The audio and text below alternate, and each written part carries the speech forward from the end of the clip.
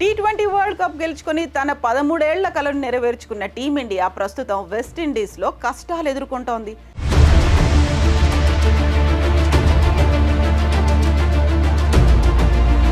World కప్ను తీసుకుని స్వదేశానికి రావాల్సిన టీమిండియా ప్లేయర్లు ఇంకా వెస్టిండీస్లోనే ఉన్నారు. వారు అక్కడ చిక్కుకుపోయారు.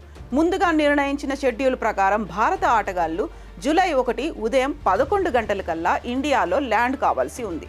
కానీ అలా జరగలేదు. అసలేం జరిగింది తెలుసుకుందాం పదండి.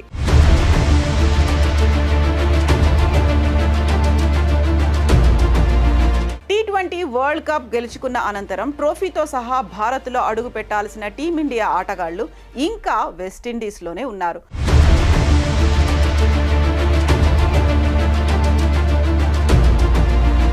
ఫైనల్ మ్యాచ్ జరిగిన బార్బడోస్ నగరంలోనే ప్లేయర్లున్నారు. వారు అక్కడ చిక్కుకుపోయారు.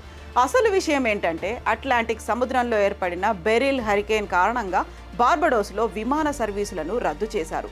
దాంతో టీమిండియా బృందం అక్కడే ఉండిపోవాల్సి వచ్చింది. ఈ తుఫాన్ ప్రభావం తగ్గి విమాన సర్వీసులు నడిస్తే రేపటి వరకు అంటే జూలై 2న టీమిండియా ఆటగాళ్లు స్వదేశానికి చేరుకుంటారు. కాగా ప్రస్తుతం టీమిండియా బార్బడోస్లోని హిల్టన్లో బస చేస్తోంది.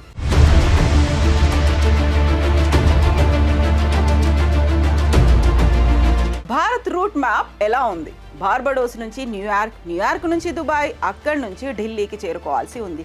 కానీ బెరిల్ హరికేన్ టీమిండియా ప్లాన్ను దెబ్బతీసింది.